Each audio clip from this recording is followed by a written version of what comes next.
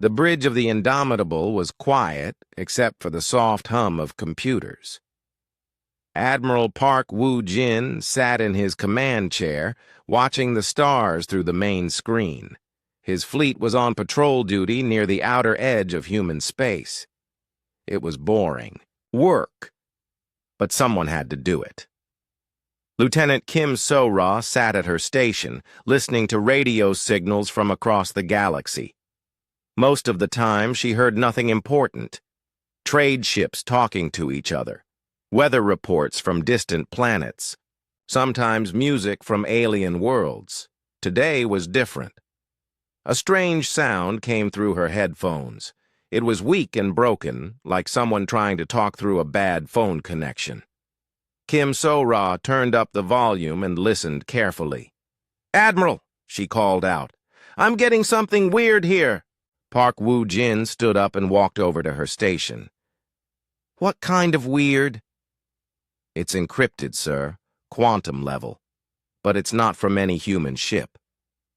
Kim So-ra's fingers moved quickly over her controls. "The signal is coming from way out there, past the rim worlds." The Admiral frowned. Most aliens didn't use quantum encryption. It was too expensive and too hard to maintain. Only the really advanced species bothered with it. "Can you clean it up?" he asked. "Working on it, sir." Kim So-ra typed commands into her computer. Slowly, the static cleared. A voice came through, speaking in an alien language that sounded like singing mixed with clicks. Captain Lee Dong-hyun hurried over from his tactical station. He was the ship's expert on alien languages. "Let me run this through the translator." The three of them listened as the computer tried to figure out what the alien was saying. After a few minutes, words appeared on the screen in human language. "Help us. Please. Someone help us. They came from the dark. Our worlds are burning. We are the last. The devourers have come." The message cut to static. Park Woo-jin felt cold. He had never heard of anything called devourers. But the fear in that alien voice was real. Someone out there was in serious trouble. "Where exactly did this come from?" he asked. Kim So-ra checked her readings. "The Volani sector, sir. About 3 weeks away at maximum speed." "Volani?" Lee Dong-hyun looked surprised. "The traders?" "Park." Woo-jin knew about the Volani. They were a peaceful species that sold goods all across the galaxy. They had never fought a war in their entire history. They stayed neutral in every conflict and never asked anyone for help. "Sir," Lee Dong-hyun said quietly, "if the Volani are asking for help, something really bad is happening out there." The Admiral walked back to his command chair. His orders were clear. Keep the fleet in human space and protect the colonies. The Terran Council had been very specific about that. They didn't want human ships wandering off to fight other people's battles, but that voice on the radio bothered him. The alien had sounded terrified. "Get me Dr. Choi Min-ho," Park Woo-jin ordered. A few minutes later, the ship's xenobiologist arrived on the bridge. Dr. Choi was a thin man with glasses who knew more about alien species than almost anyone in the fleet. "You wanted to see me, Admiral?" "What can you tell me about the Volani?" Dr. Choi thought for a moment. "They're merchants and diplomats. They've been around for about 4,000 years. They survive by staying neutral and being useful to everyone. They've never fought a war, never built weapons, never asked for military help from anyone. Never, never. They have a saying, 'The wise fish swims between the sharks.' They avoid trouble by being valuable to all sides." Park Woo-jin played the alien message again. Dr. Choi listened carefully, his face growing pale.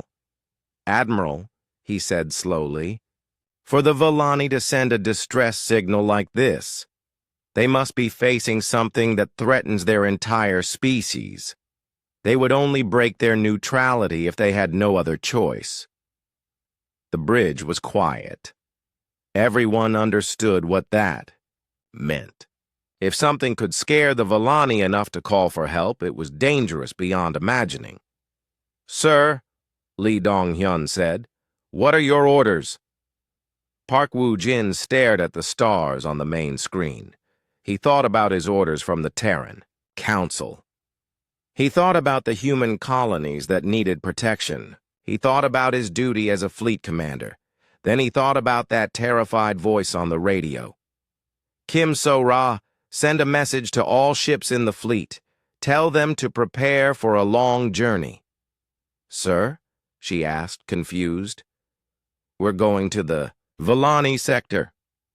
"Admiral," Lee Dong-hyun said carefully, "the Council's orders were very clear. We're supposed to stay in human space."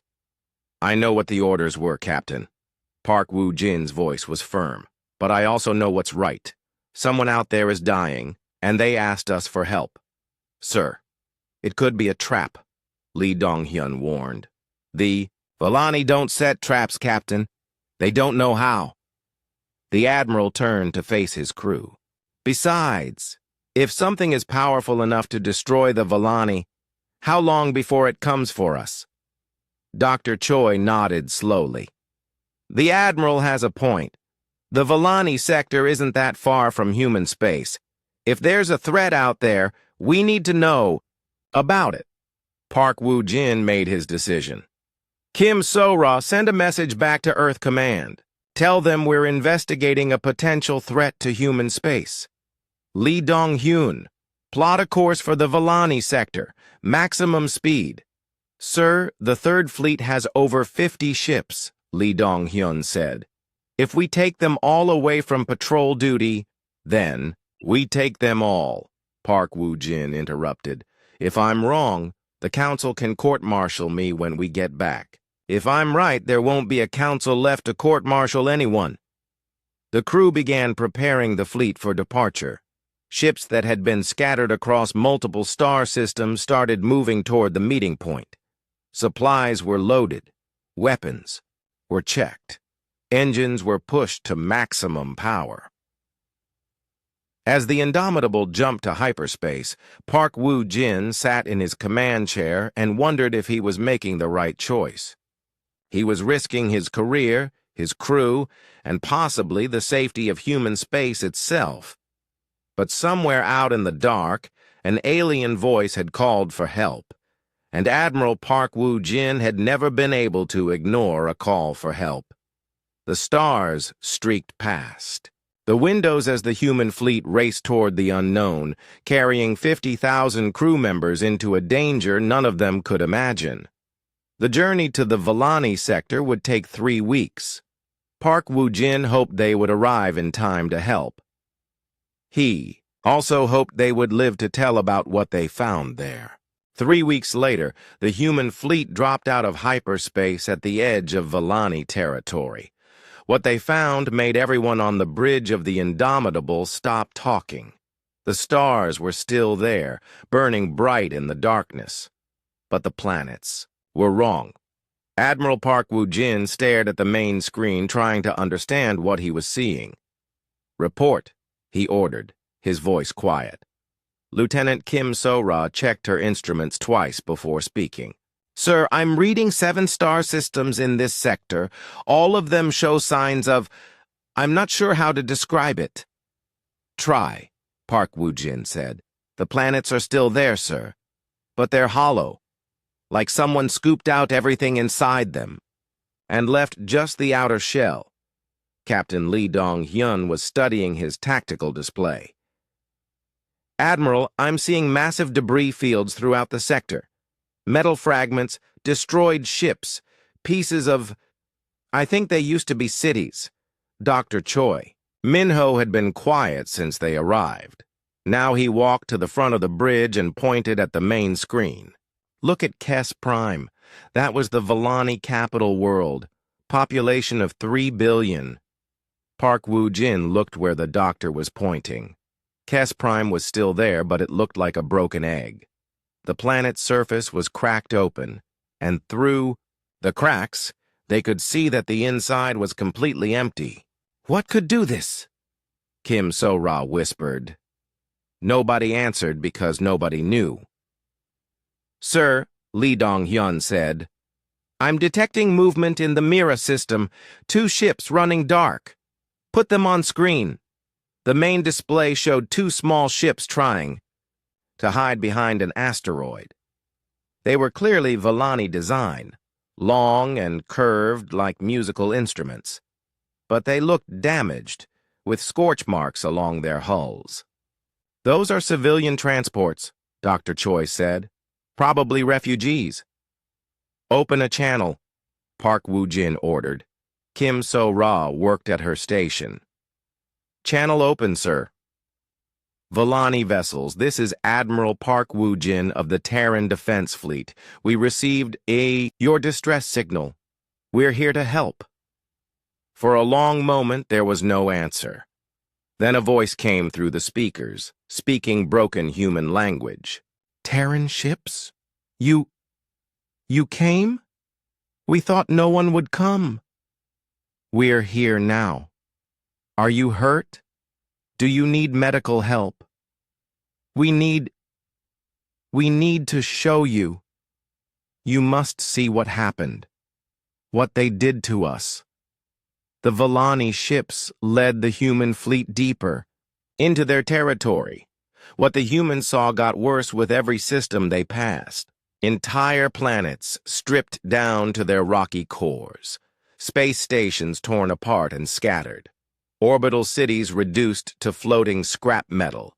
Commander Yoon Ji-hai took her fighter squadron ahead to scout. She was the best pilot in the fleet, fearless and smart. But when her voice came back over the radio, she sounded shaken. Admiral, you need to see this. I'm sending you the data from Telos 7. The information appeared on the main screen. Telos 7 had been a garden world with floating cities above crystal blue oceans.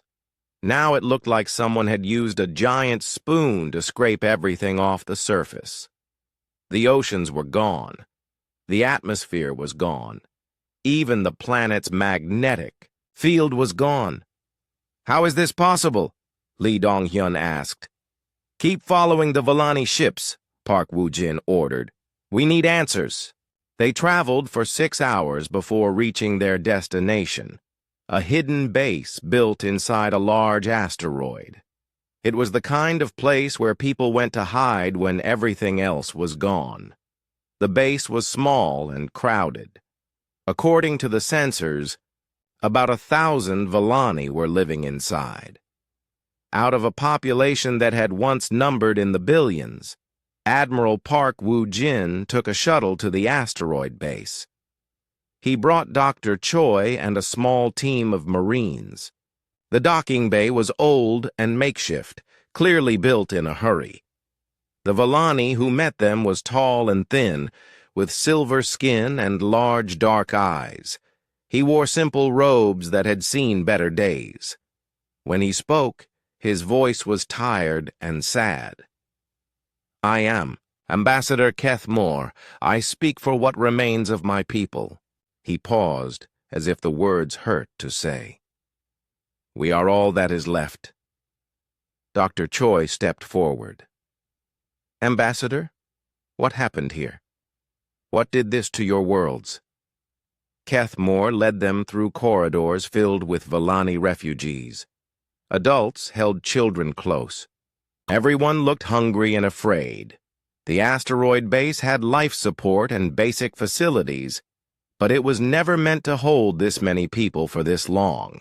We called them the Devourers, Keth Moore said as they walked. They came from deep space, from beyond the edge of our star charts. At first, we thought they were just another species looking for trade. They reached a central chamber where other Volani were waiting, old ones with white markings on their silver skin, scientists with data tablets, military officers who had never fought a real war. We tried to negotiate, Keth Moore continued. We offered them anything they wanted. Trade agreements, technology, safe passage through our space. They did not respond. An old Villani scientist stepped forward. Her name was Elder Yithka, and she had been studying the Devourers since the attacks began. "They are not like other species," she said, her voice shaking. "They are machines. Ancient machines that eat worlds to make more of themselves." Dr. Choi pulled out his datapad and started taking notes. "How do they work?" "They land on a planet and begin mining," Elder Yithka explained. "But they do not just take metals and minerals. They take everything. The water, the atmosphere, the magnetic field, even the quantum energy that holds the planet's atoms together." Admiral Park Woo-jin felt sick. "How many worlds have they destroyed?" "In our space?" "All of them." Kethmore's voice was barely a whisper. 47 star systems, hundreds of worlds, trillions of people. "Where are they now?" Park Woo-jin asked. The Villani exchanged worried looks. Elder Yithka activated a holographic display that showed the local part of the galaxy. Red markers showed where Devourer attacks had occurred. A line of arrows showed their path of destruction. "They move in a straight line," she said. "They consume everything in their path, then move to the next system. They have been traveling for 3 months since they destroyed our last world." Park Woo-jin studied the display. The line of red markers was heading directly toward human space. At their current speed, the Devourers would reach the first human colonies in less than 2 months. "How many ships do they have?" he asked. "Ships?" Kethmore looked confused. "Admiral, you do not understand. They do not have ships. They are ships. Machines the size of moons with smaller machines inside them. We estimate there are thousands of them." Lieutenant Commander Han Soo-bin, the fleet's intelligence officer, had been listening quietly. Now she spoke up. "Admiral, if these things are really heading for human space—" "I know," Park Woo-jin said grimly. He turned back to Kethmore. "Ambassador, we're going to evacuate your people. Get them somewhere safe." "You do not understand," Kethmore said sadly. "There is nowhere safe. The Devourers learn from every world they consume. They become smarter, faster, more efficient. By the time they reach your space, they will be unstoppable." Dr. Choi looked up from his datapad. "Have you tried fighting them?" The Villani in the room made a sound that might have been laughter, if laughter could be full of despair. "We are not warriors," Kethmore said. "We had some defense ships, but they were designed to chase away pirates, not fight machines that eat planets. The Devourers destroyed our entire defense force in less than an hour." Admiral Park Woo-jin was quiet for a long moment. He thought about the human colonies. Millions of people living on worlds that would be completely helpless against an enemy like this. "How long do we have?" he asked. Elder Yithka checked her calculations. "If they continue at their current pace, they will reach your outer colonies in 7 weeks. Park Woo-jin nodded slowly. 7 weeks to prepare for a war against machines that ate planets. 7 weeks to find a way to stop an enemy that had already destroyed an entire civilization. "Ambassador," he said, "I'm taking you and your people to safety. Then I'm going back to Earth to warn my government." "It will not matter," Kethmore said quietly. "We have seen what they do. They cannot be stopped." Admiral Park Woo-jin looked the alien in the eye. "Ambassador, you don't know humans very well. We've never met a problem we couldn't solve by hitting it really hard." For the first time since they had arrived, Ambassador Kethmore almost smiled.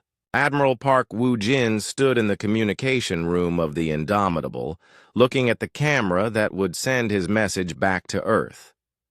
He had spent 3 hours writing this report, trying to find the right words to explain what they had found. In Volani space, how do you tell people that machines from deep space are coming to eat their worlds? Recording in 3, 2, 1, Lieutenant Kim So-ra said. Park Woo-jin looked directly into the camera. Earth Command, this is Admiral Park Woo-jin of the 3rd Fleet. I am sending this message from the Volani sector. We have encountered a threat unlike anything in human history. He paused, choosing his words carefully. An enemy calling itself the Devourers has completely destroyed Volani civilization.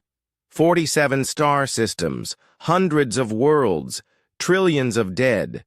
The enemy consists of self-replicating machines that consume entire planets to build more of themselves.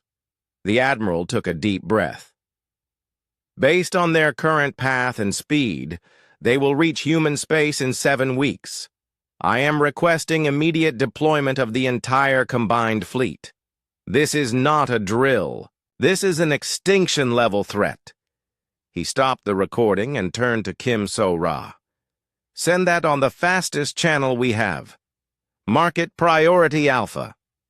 Yes, sir. 3 days later, they received a reply from Earth. Admiral Park Woo-jin was in his ready room when the message arrived. On the screen appeared Fleet Admiral Song Hae-won, the highest-ranking officer in the Terran Defense Forces. Song Hae-won was a small woman with gray hair and sharp eyes. She had been fighting wars longer than most people had been alive. Nothing surprised her anymore, except this. Park Woo-jin, she said. I've read your report 5 times. I've had every expert on Earth analyze the data you sent. They all say the same thing. This is impossible. Ma'am, I wish it were impossible. But I've seen the dead worlds. I've talked to the survivors. I believe you, Song Hae-won said. That's why I'm giving you what you asked for. She paused. Every ship, Park. Every single warship in human space is being ordered to your location. Transport ships, supply vessels, construction platforms, everything that can carry a weapon. Park Woo-jin felt relief and terror at the same time. Relief that Earth Command was taking the threat seriously. Terror at what it meant that they needed. Every ship. Ma'am, how long until they arrive? 2 weeks for the first wave. 4 weeks for everyone else. Song Hae-won leaned forward. Park, I'm trusting you with the entire human fleet. Don't let me down. I won't, ma'am. Meanwhile, aboard the engineering ship Hammer, Chief Engineer Ko Min-jun was working 18-hour days trying to solve an impossible problem. How do you fight machines that eat planets? Ko Min-jun was a stocky man with oil stains on his uniform, and a talent for making things work that shouldn't work. He had been studying the data from the Volani attacks, trying to understand how the Devourers operated. The problem, he explained to his team, is that these things repair themselves faster than we can damage them. Our plasma cannons might scratch their hull, but they'll fix the damage in minutes. His assistant, Engineer Park Sumi, looked at the holographic display showing a Devourer machine. What about nuclear weapons? Not enough, Ko Min-jun said. These things are the size of moons. A nuclear weapon would be like throwing a firecracker at a mountain. So what do we do? Ko Min-jun smiled, but it wasn't a happy smile. We build bigger firecrackers. He pulled up the blueprints for a fusion reactor, the same technology that powered human starships. What if we don't use this to power our ships? What if we use it as a weapon? The engineering team gathered around the display as Ko Min-jun explained his idea. Instead of controlled fusion reactions, they would create uncontrolled ones. Fusion bombs that burned as hot as the core of a star. Sir, Engineer Park Sumi said carefully, A weapon like that would have to be delivered at close range. Really? Close range? I know. The ship carrying it probably wouldn't survive. I know that too. Ko Min-jun began working on designs for what he called Hellforge weapons, missiles that carried fusion warheads, torpedoes that could burn through anything, close-range charges that could melt metal at the atomic level. They were building weapons of last resort for a battle that would decide the fate of humanity. Dr. Choi Min-ho was having his own problems. The Vellani scientists had given him everything they knew about the Devourers, but it wasn't much. The machines had appeared without warning, destroyed everything, and left.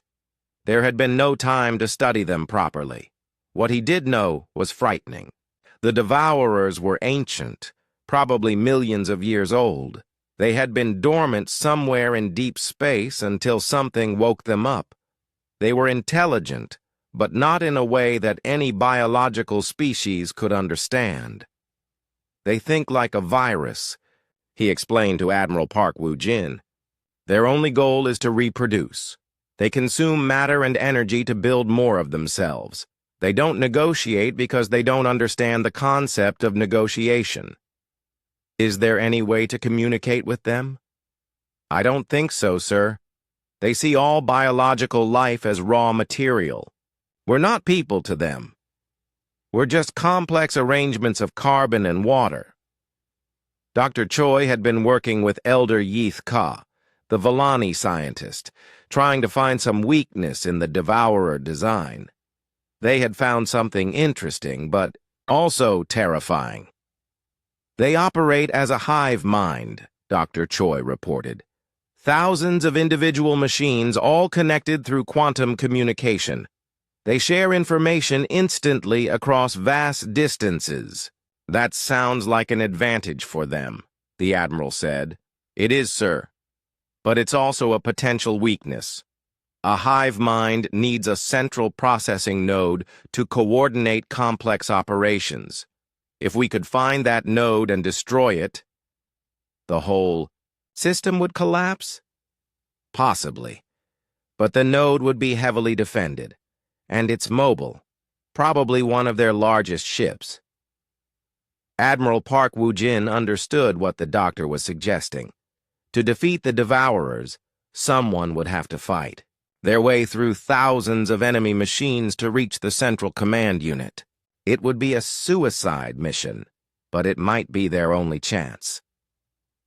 2 weeks later, the first wave of human reinforcements arrived, 50 more ships carrying fresh crews and supplies. Captain Yang Tai-ho commanded the elite strike wing, the best fighter pilots in human space.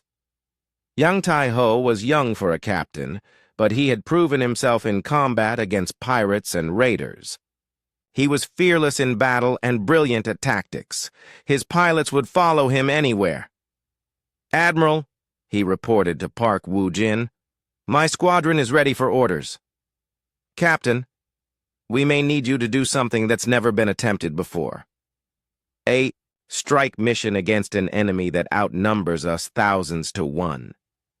Yang Tai-ho grinned. "Sounds like fun, sir." Over the next 2 weeks, more ships arrived every day. Destroyers from the Mars Defense Fleet, cruisers from the Titan shipyards, carriers from the Jupiter Patrol, battleships from the Home Fleet. By the 4th week, Admiral Park Woo-jin commanded the largest military force in human history. 312 warships, carrying over 200,000 crew members. It was a fleet large enough to conquer star systems. He hoped it would be enough to save one.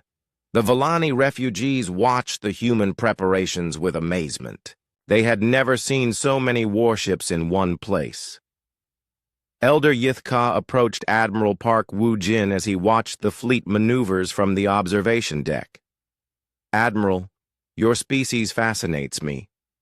We Vellani have survived for 4,000 years by avoiding conflict. You humans seem to run toward it. Sometimes conflict finds you whether you want it or not. Park Woo-jin replied. When that happens, you have two choices: fight or die. And you choose to fight. We choose to win. Elder Yith-ka was quiet for a moment. Admiral, the Devourers have consumed dozens of species, civilizations that had weapons far more advanced than yours. What makes you think humans can succeed where they failed? Admiral Park Woo-jin looked out at his fleet, hundreds of ships preparing for a battle that would determine the future of the galaxy. His crews were young and scared, but they were ready to fight. They understood what was at stake. Elder Yith-ka, he said, those other species probably fought to defend their homes. Humans don't just fight to defend. We fight to make sure the threat never comes back. The old Vellani scientist nodded slowly. You fight to ensure this never happens to anyone else. Exactly. As if summoned by their conversation, Lieutenant Kim So-ra's voice came over the ship's communication system. Admiral to the bridge. Priority. Alert. Park Woo-jin and Elder Yith-ka hurried to the bridge, where the main screen showed a tactical display of the local space. At the edge of the display, new contacts were appearing. Lots of them. Report, the Admiral ordered. Sir, Captain, Lee Dong-hyun said grimly. Long-range sensors are detecting massive objects entering this sector. Size estimates suggest they're very large. How large? Some of them are bigger than our battleships, sir. Some of them are bigger than space stations. Admiral Park Woo-jin stared at the display as more enemy contacts appeared. The Devourers had found them. How long until they arrive? At their current speed, sir, approximately 18 hours. The Admiral activated the fleet-wide communication system. All ships, this is Admiral Park. The enemy has been located. Battle stations. This is not a drill. Throughout the human fleet, alarm bells rang and crews ran to their posts. Weapons were armed. Shields were raised. Admiral Park Woo-jin did something that surprised everyone, including his own officers. Instead of waiting for the Devourers to attack, he split his fleet into hunting groups and went looking for them.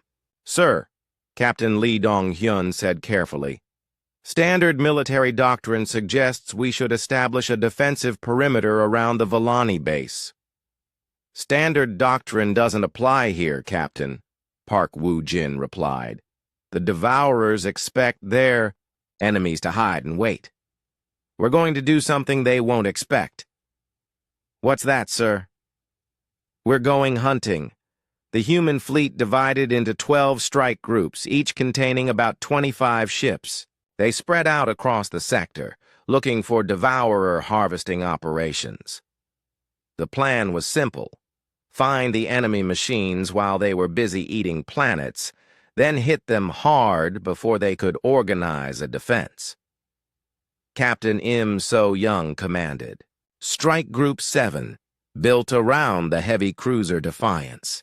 She was a career officer who had spent 15 years fighting pirates in the outer systems. She knew how to hit fast and disappear before the enemy could respond. Her target was a dead system called Kes Prime, where sensors showed Devourer activity.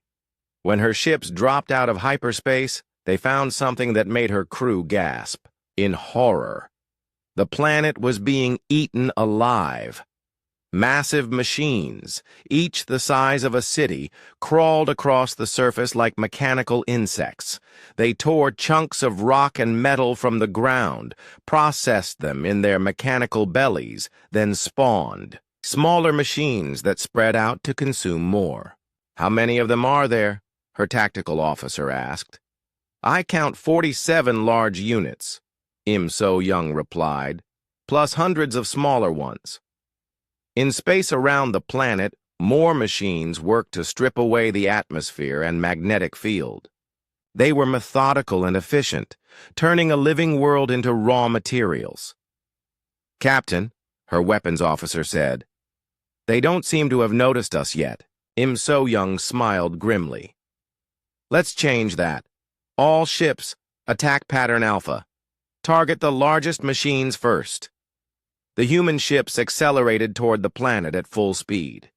Their plasma cannons opened fire at maximum range, sending streams of superheated energy into the Devourer machines. The effect was immediate.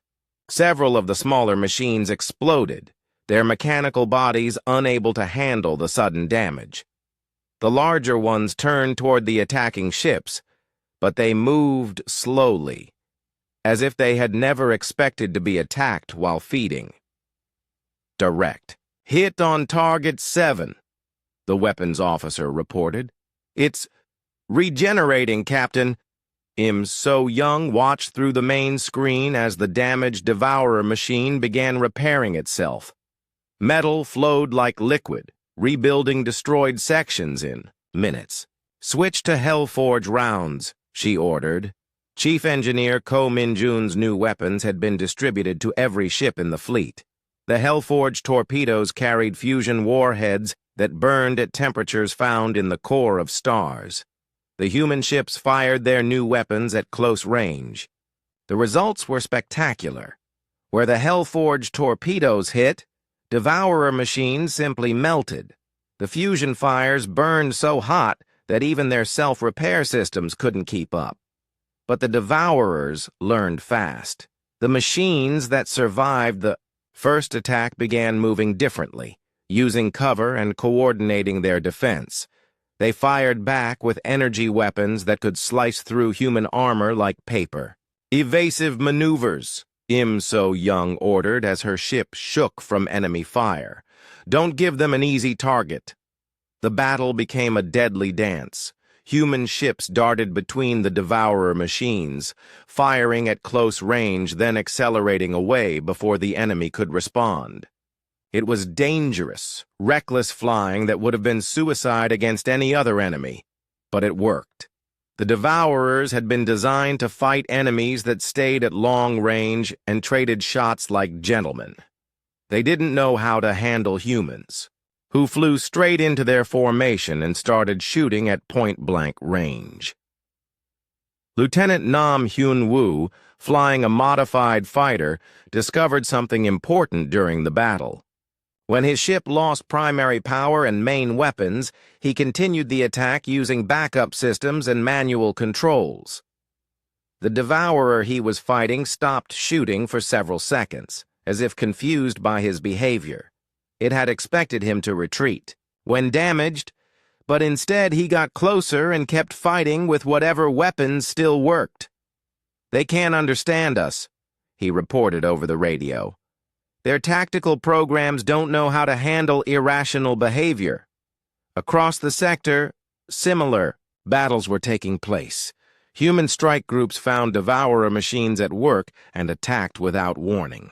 The machines fought back, but they were designed for organized warfare against logical enemies. Humans were neither organized nor logical. Commander Yoon-ji-hai led a fighter attack against a massive Devourer harvester in the Mira system. When her squadron's missiles ran out, she ordered her pilots to ram the enemy machines at full speed. "Ma'am," her wingman protested, "that's suicide." "No," she replied. "That's victory. These things are computers. They calculate odds and probabilities. They don't understand sacrifice." Half her squadron was destroyed in the ramming attacks, but the massive harvester was crippled. It drifted helplessly as smaller human ships finished it off with Hellforge weapons. Dr. Choi Min-ho made another important discovery during the fighting.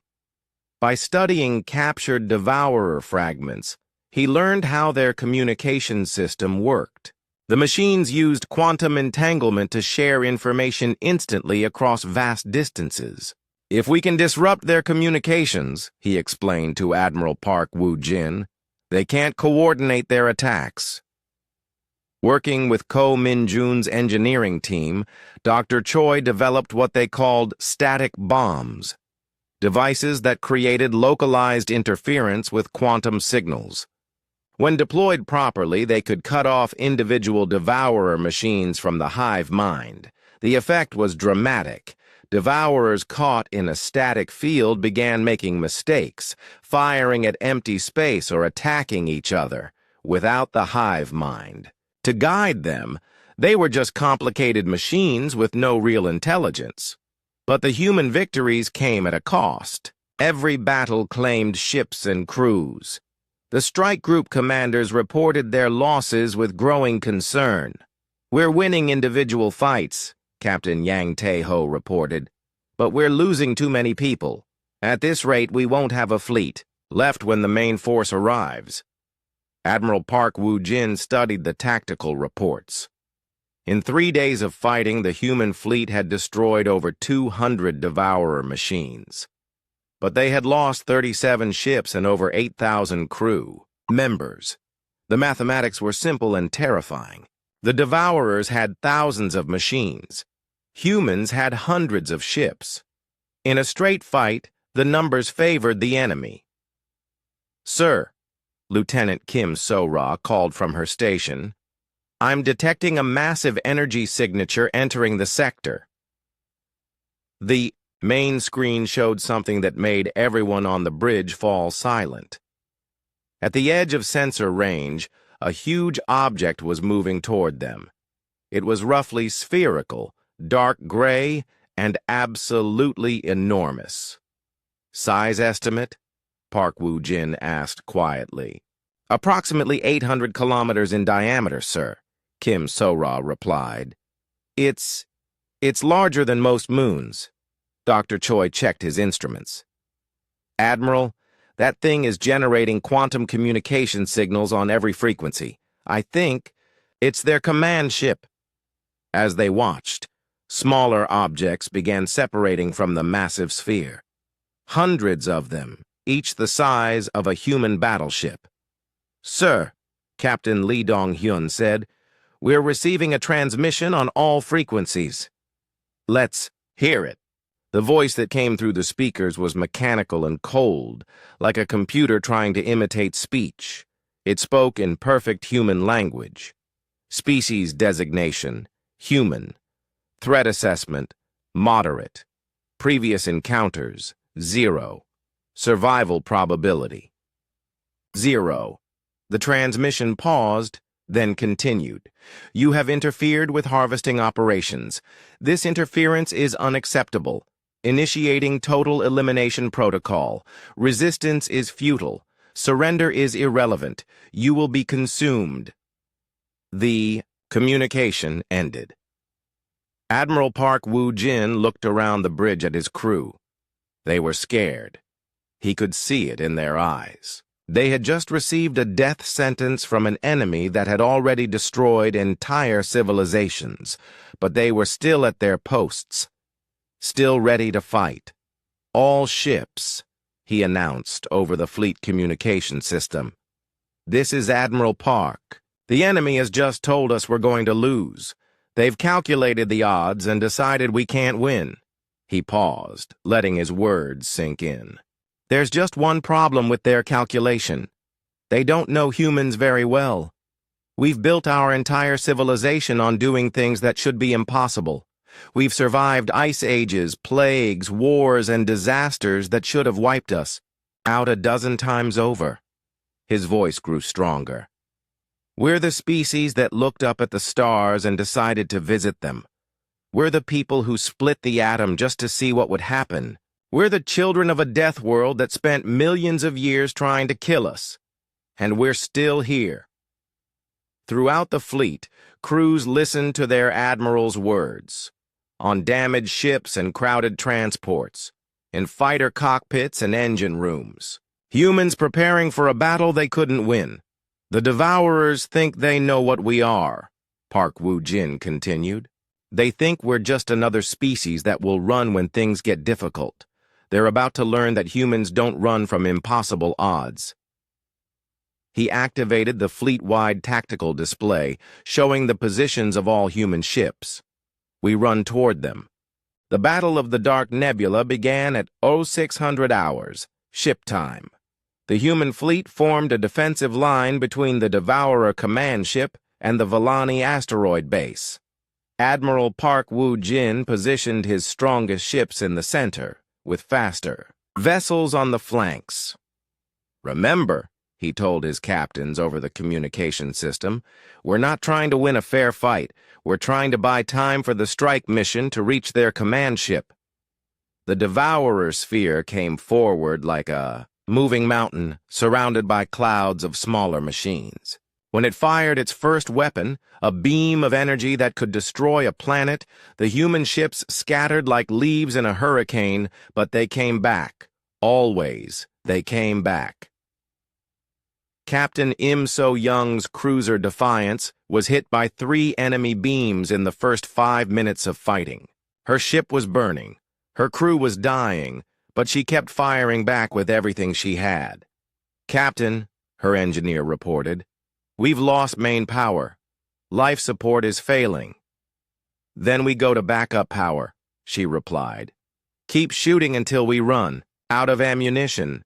"Ma'am, we did run out of ammunition. We're firing spare parts now." Im So-young laughed, even though her ship was falling apart around her. "Then fire bigger spare parts." Across the battle, similar scenes played out. Human ships that should have been dead kept fighting. Crews that should have surrendered kept working. When their weapons failed, they used their ships as weapons. Commander Yoon-ji Hai led her fighter squadron straight into the Devourer formation.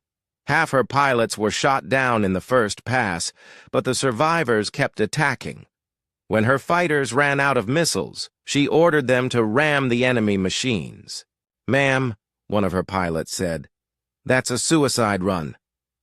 "No," she replied, "that's a victory run. Every machine we destroy here is one less machine attacking our people." The Devourers had never faced an enemy like this. Their tactical computers were designed to fight logical opponents who retreated when damaged and surrendered when outnumbered. They didn't understand humans who got more dangerous when wounded and more determined when losing.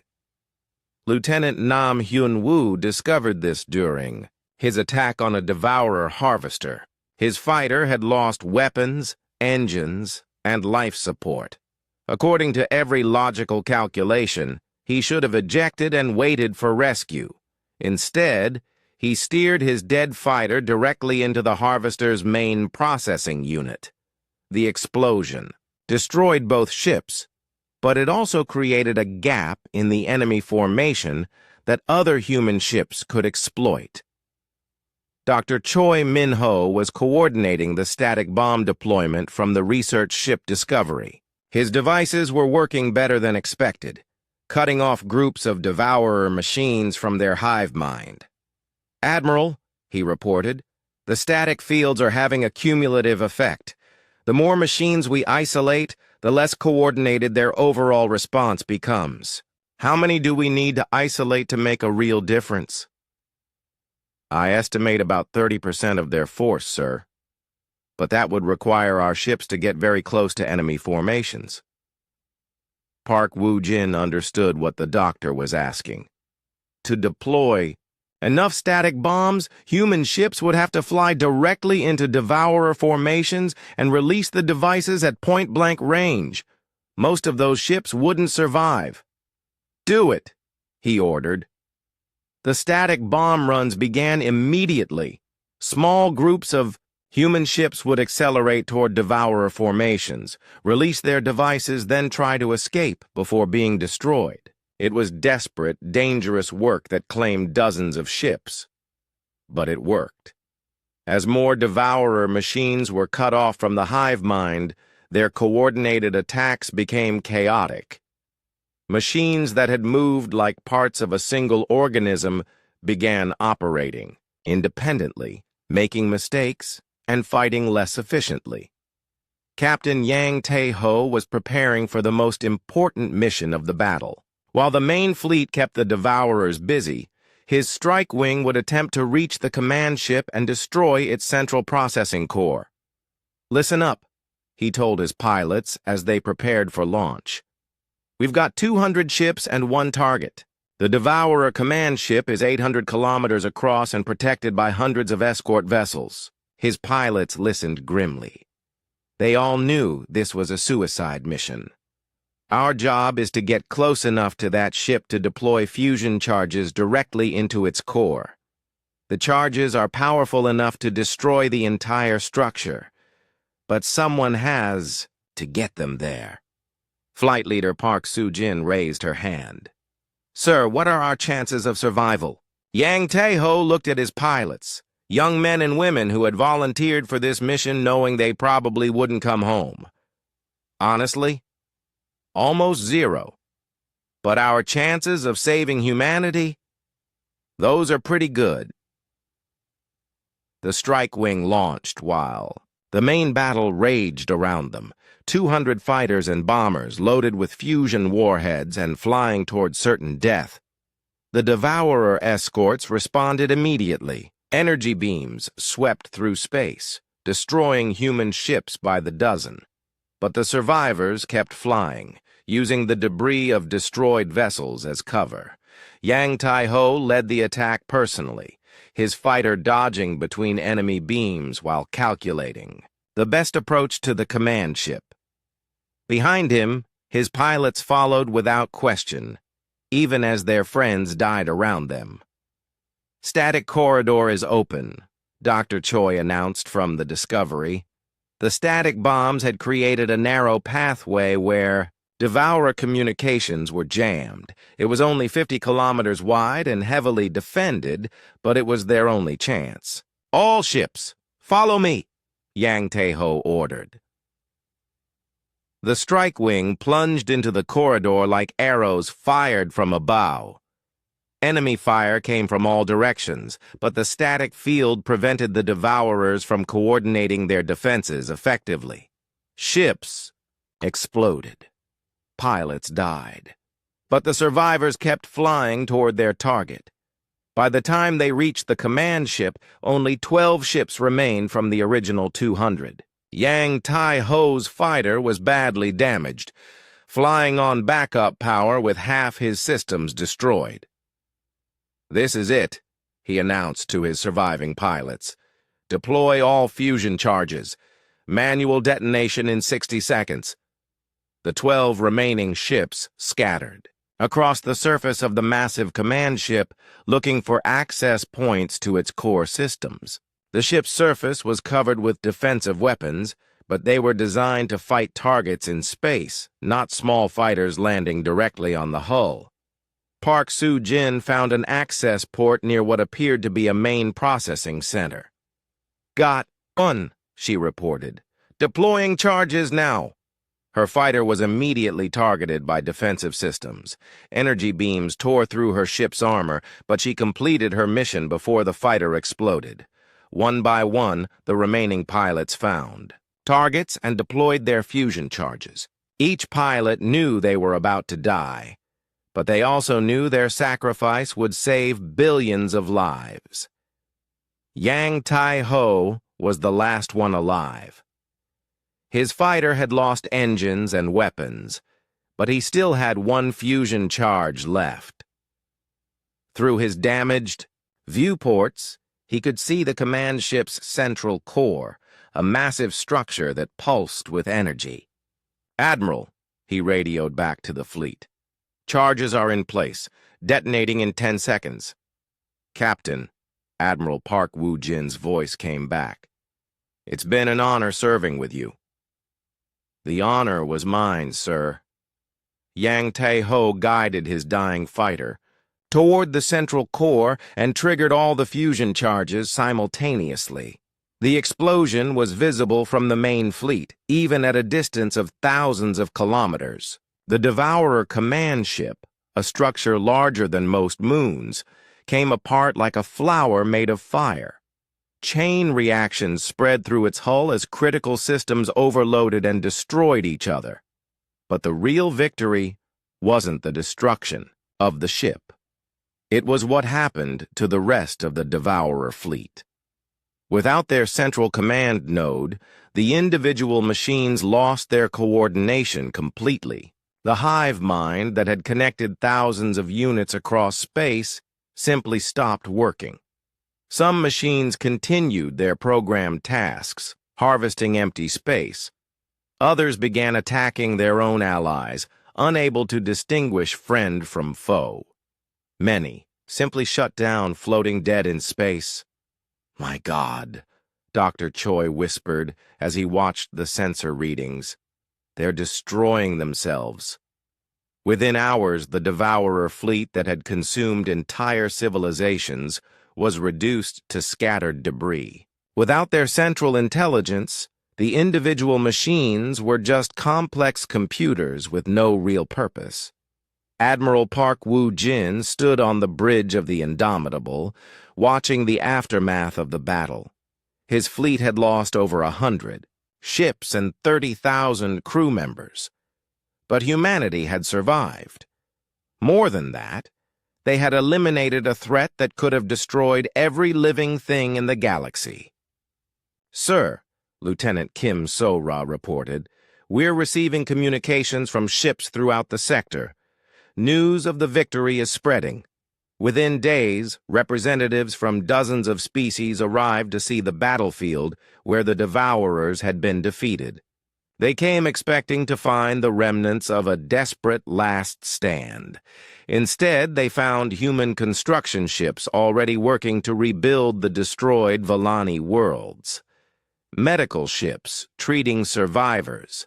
Engineering teams establishing monitoring stations to watch for similar threats." Ambassador Keth Moore stood with Admiral Park Woo-jin on the observation deck of the Indomitable, watching human workers restore his people's homeworld. "Admiral," he said, "my species has existed for 4,000 years. In all that time, we never saw anything like what your people did here." "What do you mean?"